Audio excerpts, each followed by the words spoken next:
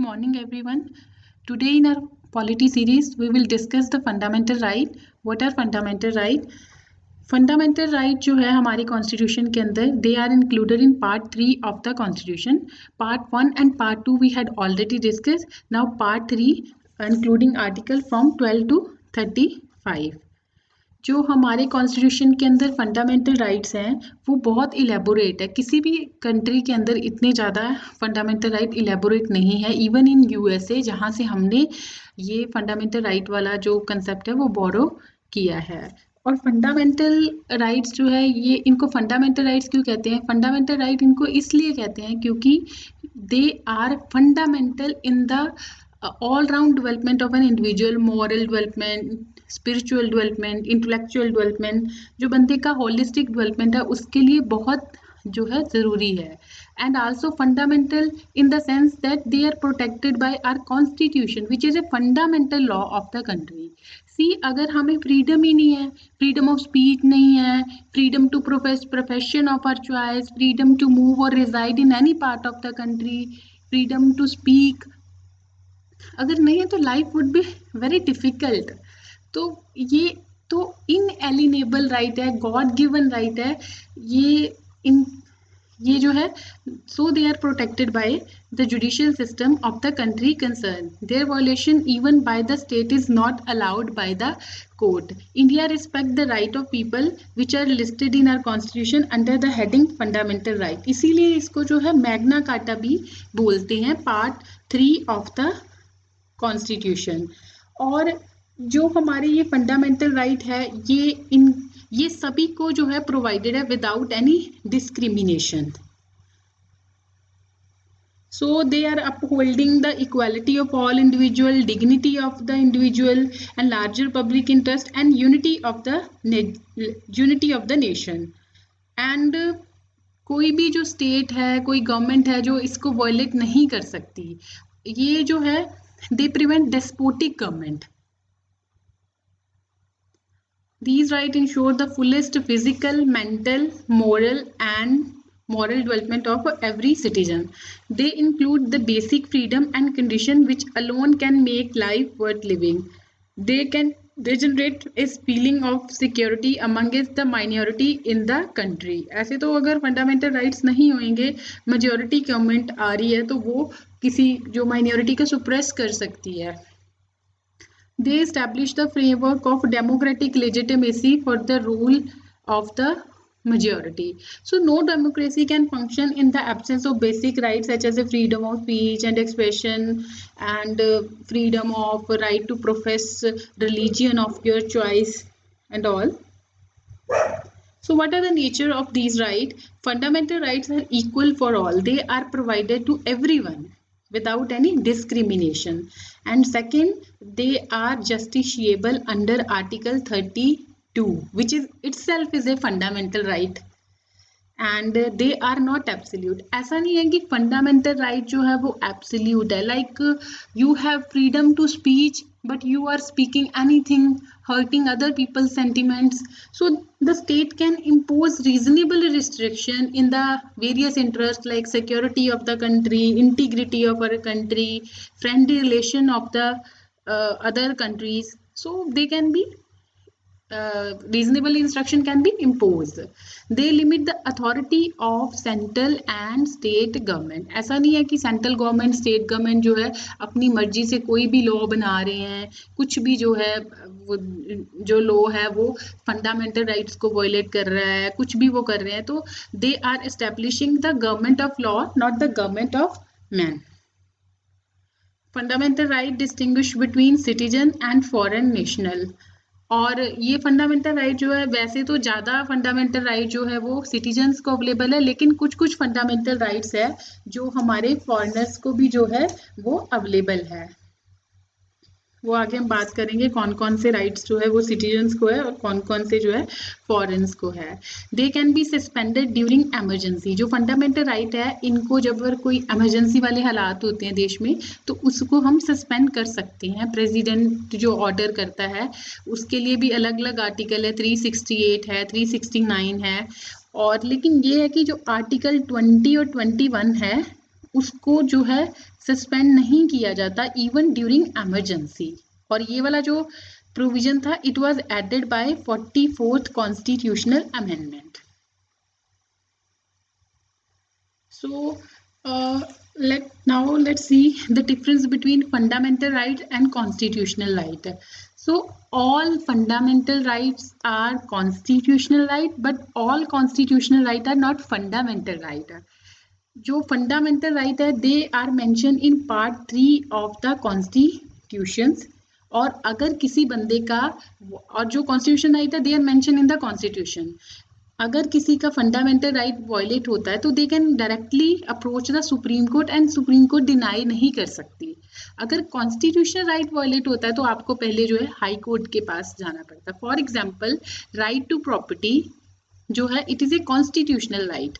Before 44th amendment it was also a constitutional fundamental right. Now it is a constitutional right, part 12 of the constitution। जो हमारा 12th part है उसके अंदर 300A article के अंदर आता है। अगर किसी का राइट टू प्रॉपर्टी वायलेट हो रहा है तो उनको पहले हाई कोर्ट के पास जाना पड़ेगा under article 226 of the constitution. लेकिन अगर हमारा फंडामेंटल राइट वायलेट होता है तो हम हाई कोर्ट के पास भी जाते हैं अंडर 226, और 32 के अंदर हम जो है सुप्रीम कोर्ट के पास भी जो है वो जाते हैं। तो so fundamental rights are constitutional right but all constitutional right are not fundamental right. और फंडामेंटल राइट तो हर किसी को अवेलेबल है without discrimination. So this is the basic difference between fundamental right and constitutional right. Now the next, अभी हमने part जो है 3 कर रहे हैं। पार्ट 3 के अंदर आता है हमारा आर्टिकल फ्रॉम 12 to 35, और जो फंडामेंटल राइट है वो स्टार्ट होते हैं हमारे 14 से। और फिर आर्टिकल 12 के अंदर क्या आता है, देखो जो हमारी most of the fundamental right है they are available against the state action. इसीलिए अगर कोई आर्टिकल किसी फंडामेंटल राइट का वोलेशन हो रहा है तो उसके अंदर हमने अगर सुप्रीम कोर्ट के पास जाना है तो हमें पता होना चाहिए स्टेट के अंदर कौन कौन सी बॉडीज जो है वो आती है। क्या सिर्फ गवर्नमेंट ऑफ इंडिया ही आती है इसके अंदर?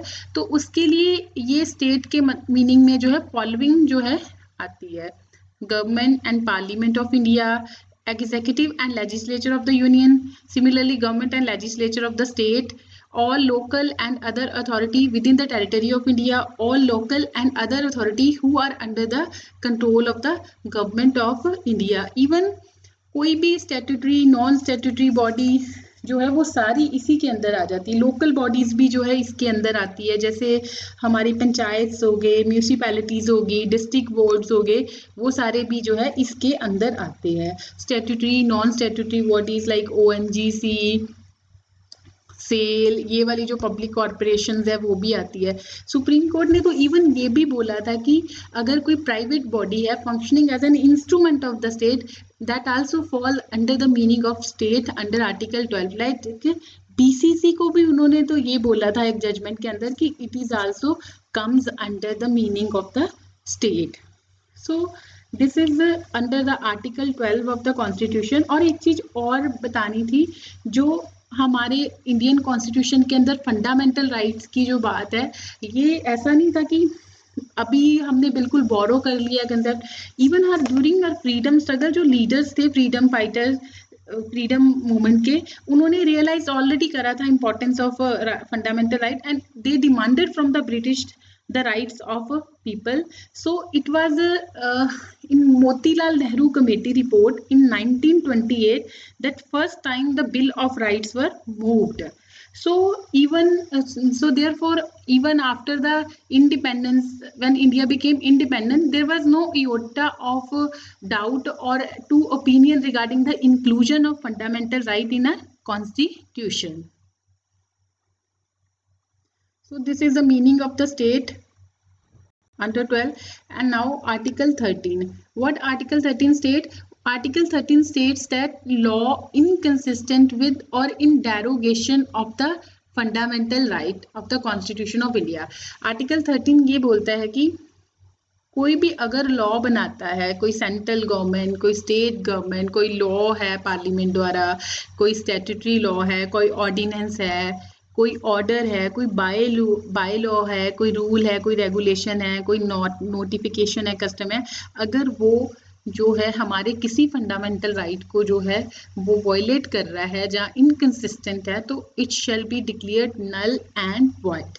अब इसके अंदर जो है वो लॉ कौन कौन से आ जाते हैं, जैसे सारे ये बता दिए, ऑर्डिनेंस हो गया, non legislative source of law, ये सारे जो आते हैं, कॉन्स्टिट्यूशनल अमेंडमेंट अगर करी है वो, हाँ पहले ऐसे कहते थे कॉन्स्टिट्यूशनल अमेंडमेंट नहीं आता, अभी कॉन्स्टिट्यूशनल अमेंडमेंट जो है वो भी comes under the meaning of law under article 13 of the constitution. So it basically article 13 जो है वो प्रोवाइड करता है the doctrine of judicial review. जैसे आर्टिकल 32 है वो भी जुडिशियल रिव्यू की बात करता है, 26 जो है वो 226 वो भी जुडिशियल रिव्यू की बात करता है, तो 13 भी जो है basically provides the concept of judicial review. So next, now see how many fundamental rights are there in our constitution. Originally in our constitution there were 7 fundamental right, 7 fundamental right, अभी 6 fundamental right। right to property जो था वो भी हमारे constitution में जो है fundamental right था, लेकिन इसको जो है फिर लेटर ऑन 44th अमेंडमेंट के थ्रू हमने इसको जो है वो कॉन्स्टिट्यूशन राइट बना दिया, पार्ट 12 ऑफ द कॉन्स्टिट्यूशन। और article 300A of the constitution.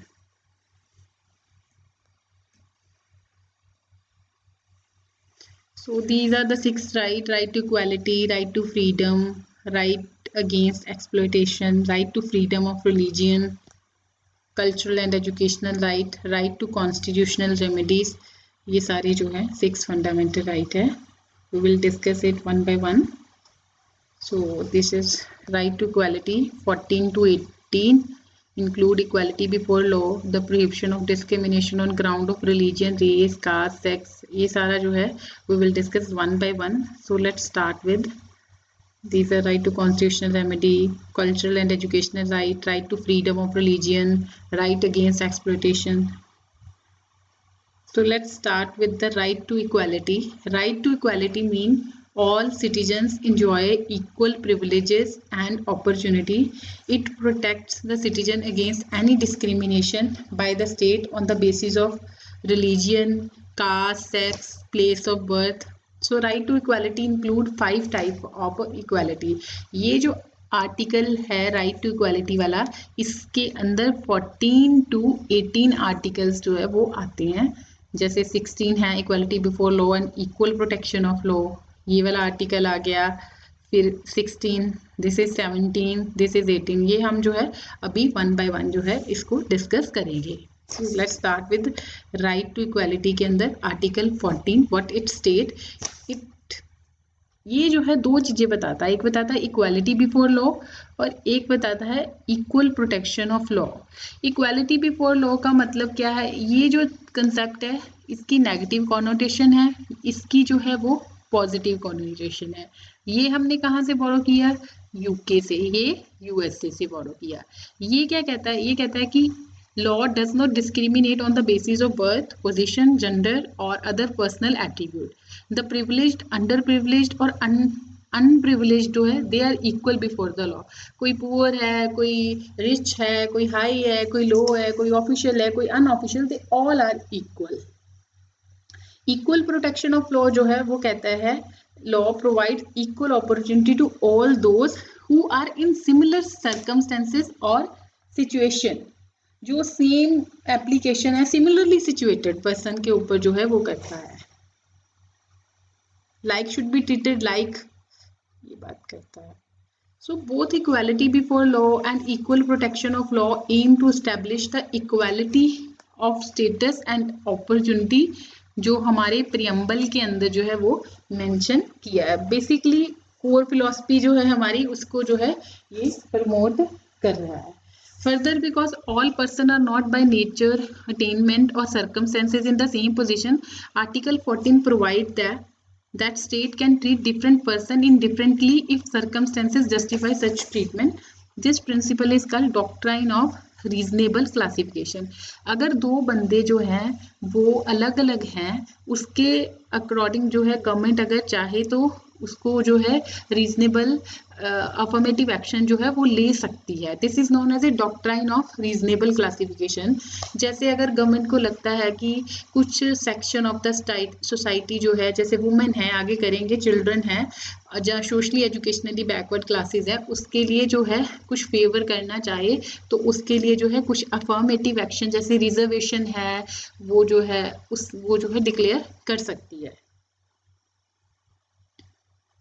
और हमारा जो आर्टिकल 14 के अंदर ये इक्वालिटी बिफोर लॉ है, ये कहाँ से निकल के आता है? ये आता है rule of law. Rule of law क्या है? रूल ऑफ लॉ हमारे कॉन्स्टिट्यूशन का जो है एक बेसिक स्ट्रक्चर का पार्ट है. It is a basic feature of all democratic constitution including Indian constitution. और ये कहाँ पे इम्प्लाइड है? 14 के अंदर जो है इम्प्लाइड है. रूल ऑफ लॉ क्या है? ये एवी डाइसी जो थे उनका ये कंसेप्ट है. इसके अकॉर्डिंग क्या है? It is an age old concept which has been evolving with the time. Aristotle defined rule of law as a government of law as opposed to the government of men.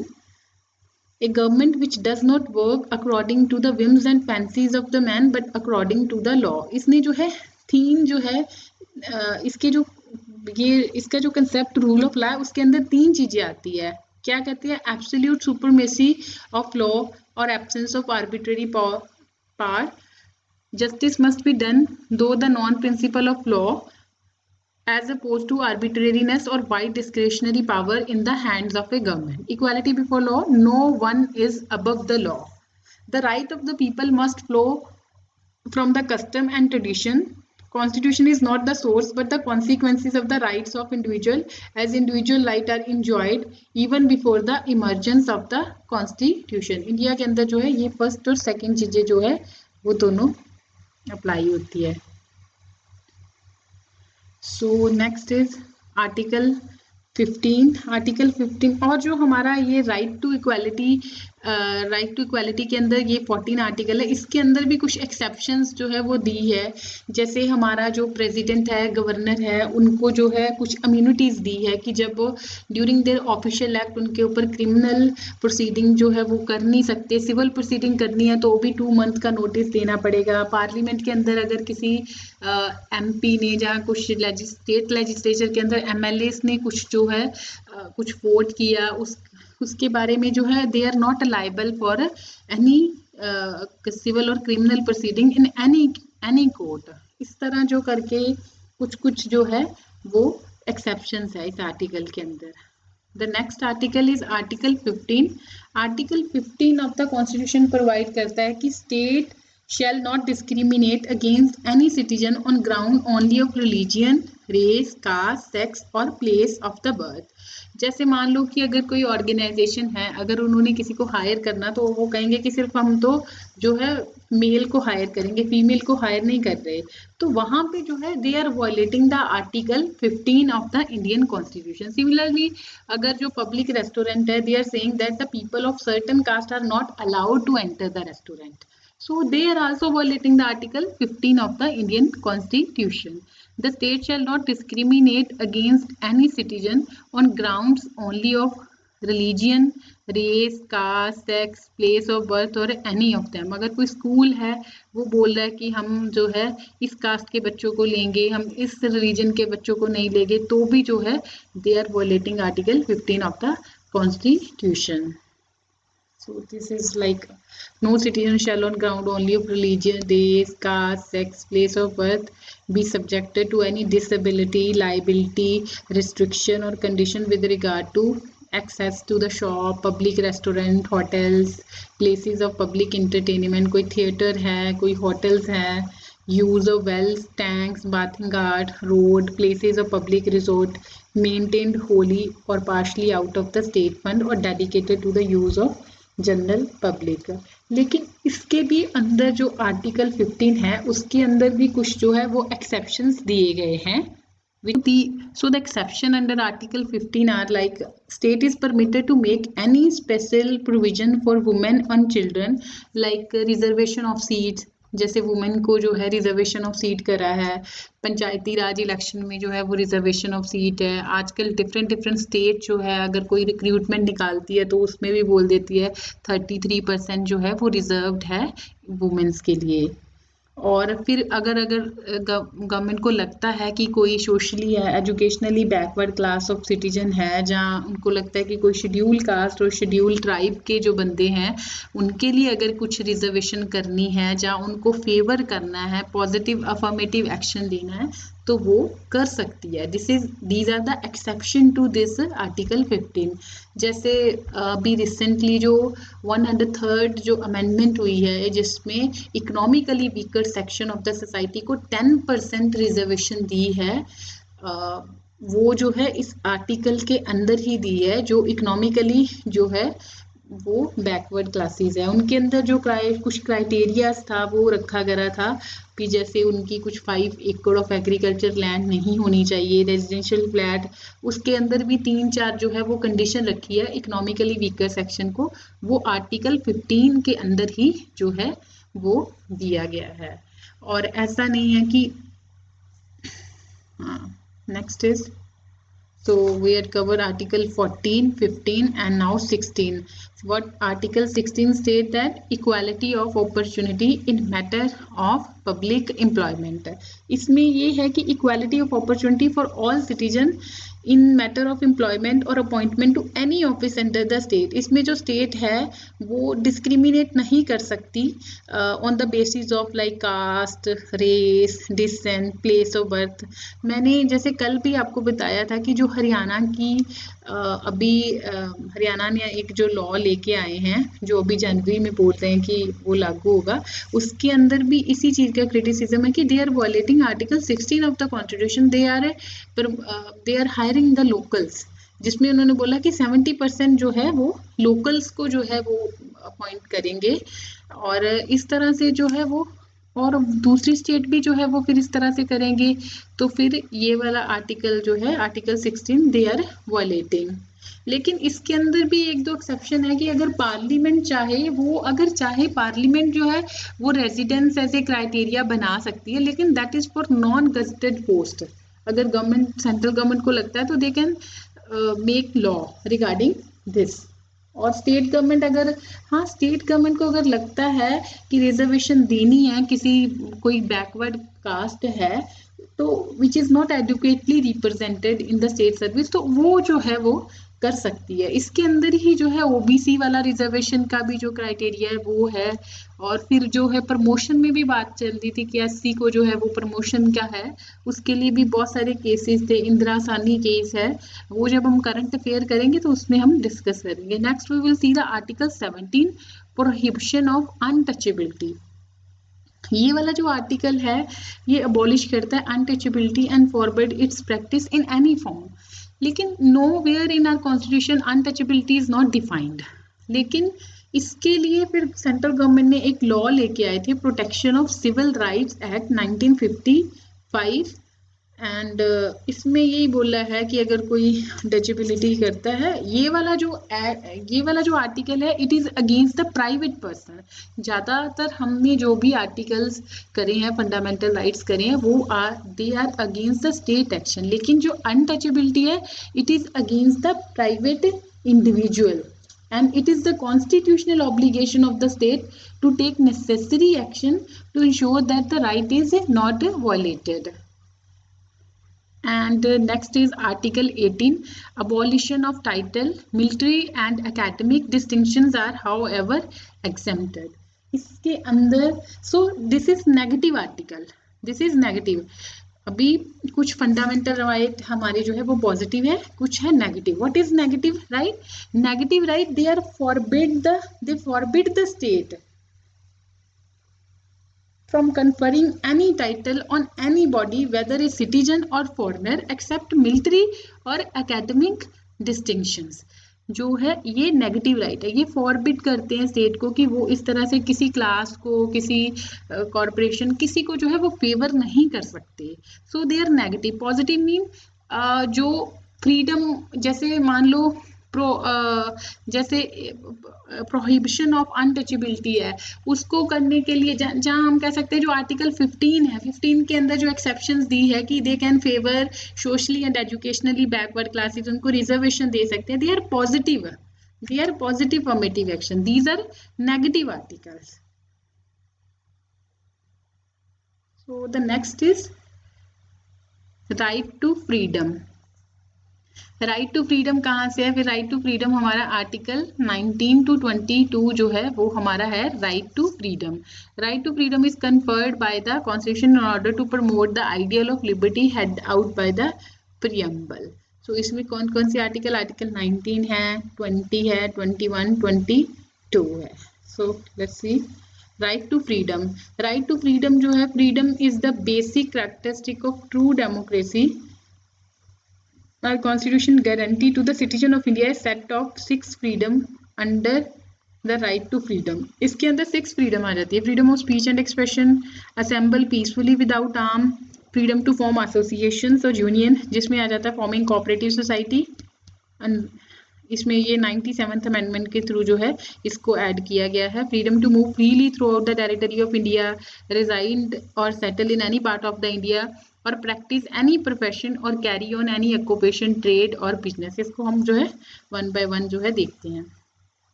Freedom of speech and expression, this is very important fundamental right. ये ensure करता है free and frank speech, discussion and exchange of opinion. See अगर कोई government policy लेके आ रही है, उसका हम अगर कंस्ट्रक्टिव क्रिटिसिज्म करना चाहें तो हम जो है वो कर सकते हैं, अपने जो है ओपिनियन एक्सप्रेस कर सकते हैं. It include the freedom of press. जो freedom of speech and expression है, इसके अंदर बहुत सारे राइट आते हैं. फ्रीडम ऑफ प्रेस है, freedom of commercial advertisement, right against tapping of telephonic conversion, right to telecast, right to know about governmental activity. जो हमारा राइट टू इंफॉर्मेशन है, RTI, वो भी कहाँ से निकल के आता है? It is implied in article 19 of the constitution. 21 में भी है इंक्लूडेड, आर्टिकल 19 ऑफ द, ठीक है. It is the people's right to know about the government activity. Freedom of silence, right to demonstration और पिकेटिंग, ये सब इसके अंदर आता है. लेकिन ऐसा नहीं है कि freedom of speech and expression it is an absolute right. You are speaking anything and hurting the other people's religious sentiments, ऐसा नहीं है. State can impose reasonable restriction in on the ground of sovereignty, integrity of country, contempt of court, defamation, decency, morality, ऐसे करके जो है काफ़ी सारे 8-9 provision है जो जिसके अंदर गवर्नमेंट जो है वो इम्पोज कर सकती है. The state is empowered to impose reasonable restriction, the public order, morality etcetera. और इसके अंदर आ गया नेक्स्ट हमारा freedom of assembly. Freedom of assembly जो है, freedom of assembly peacefully without arm. इसके अंदर भी जो है एवरी सिटीजन जो है they have right to assemble peacefully and without arms. But this right does not include the right to strike. इसके अंदर भी जो है अगर कोई असेंबल होना चाहता है, पीसफुल प्रोटेस्ट कर रहा है, तो they can protest, but state can impose reasonable restriction in the name of sovereignty, integrity of country, public order. और ये वाला तो बहुत ज़्यादा जो है चलता ही रहता है. जैसे मैजिस्ट्रेट जो होते हैं वो सेक्शन 144 ऑफ द CRPC जो है वो इम्पोज किया ही जाता है. अगर कोई प्रोसेशन या मीटिंग या असेंबली हो रही है वो ऑब्स्ट्रक्शन कर रही है ह्यूमन लाइफ को, health, safety, disturbance, public tranquility या राइट्स वगैरह होने के हैं, तो they can impose the section 144 of the CRPC. The next is freedom to form association और यूनियन. जैसे कोई भी जो है एसोसिएशन बना सकते हैं, जैसे right to form cooperative society. It was added by the 97th constitutional amendment. ये भी अभी इसका एक मसला चल रहा है, वो भी हम करंट अफेयर्स में जो है डिस्कस करेंगे. फिर नेक्स्ट है freedom to move freely throughout the territory of India. इसके अंदर भी जो है आप कहीं पे भी इंडिया में जो है वो फ्रीली मूव कर सकते हैं throughout the territory of the country of. इसमें जो है जो freedom to move freely throughout the territory of India under article 19, अगर फॉरेन जाना है आउटसाइड द कंट्री तो that comes under article 21 of the constitution. Tuition आ गया। लेकिन इसके अंदर दो रिस्ट्रिक्शन जो है स्टेट इम्पोज कर सकती है, in the general public interest और in the interest of schedule tribe. जैसे कोई बंदा अगर लगता है गवर्नमेंट को कि शेड्यूल कोई बंदा इंडिया का शेड्यूल ट्राइब्स या शेड्यूल एरिया में जा रहा है, अगर उनके कल्चर को कुछ लग रहा है तो वो इम्पोज कर सकती है रिस्ट्रिक्शन। और सिमिलरली जैसे प्रोस्टिट्यूशन को जो है मूवमेंट रिस्ट्रिक्ट कर सकती है on the ground of public health और in the interest of public morals. And the next is freedom to reside and settle in any part of the territory. आप कहीं पे भी इंडिया में सेटल हो सकते हैं, रिजाइड कर सकते हैं। सिमिलरली स्टेट वही जो है जनरल पब्लिक इंटरेस्ट में जो है वो कर सकती है। Freedom to practice any profession और carry on any occupation trade and business. इसमें भी आप कोई भी प्रोफेशन प्रोफेस कर सकते हो बशर्ते कि आपको जो है आप उस क्वालिफिकेशन को होल्ड करते हैं। और इसमें ऐसा नहीं है कि आप जो है किसी तरह का भी ऑक्यूपेशन ट्रेड बिजनेस कर रहे हैं that is immoral, like trafficking of women और चिल्ड्रन और dangerous like drugs and explosive कुछ भी कर रहे हो, उसके लिए भी प्रॉपर लाइसेंसिंग है अगर कुछ आप कर रहे हो। तो ये सारी जो हमारी आ जाते हैं राइट टू फ्रीडम के अंदर जो है 6 फ्रीडम आ जाती है। The next is article 20 article is protection in respect of conviction for an offense। इसके अंदर भी जो है ये ग्रांट करता है अगेंस्ट द आर्बिट्रेरी और excessive punishment to an accused person whether citizen और फॉरेनर। ये जो है सिटीजन और फॉरेनर्स दोनों को अवेलेबल होता है। इसके अंदर तीन इसके अंदर प्रोविजन आ जाते हैं। No ex post facto law, double jeopardy, no double jeopardy और prohibition against self incrimination. Ex post facto क्या होता है? इसका मतलब ये होता है कि कोई भी पर्सन जब उसने कमेंस किया, जब उसने कमिटेड किया, कोई ऑफेंस उसने कमिटेड किया, उसकी पनिशमेंट जो उस टाइम पे जब उसने ऑफेंस कमिट किया है उस टाइम पे थी वही उसको दी जाएगी। उसको आज वाली डेट जो है अगर उसकी बढ़ गई है तो उसको हम नहीं दे सकते। This is for only the criminal laws, not for the civil law. Tax law तो जो है वो गवर्नमेंट ऑफ इंडिया जो है वो रेट्रोस्पेक्टिवली इम्पोज कर सकती है फ्रॉम द बैक डेट। लेकिन अगर कोई ऑफेंस कमिट कर रहा है उसको ज़्यादा पनिशमेंट नहीं दी जा सकती जिस टाइम उसने जो है ऑफेंस कमिट किया है। डबल जियोपैरिडी, नो डबल जियोपैरिडी का मतलब क्या होता है? इसका मतलब होता है कि no person shall be prosecuted or punished for the same offense more than 2 times.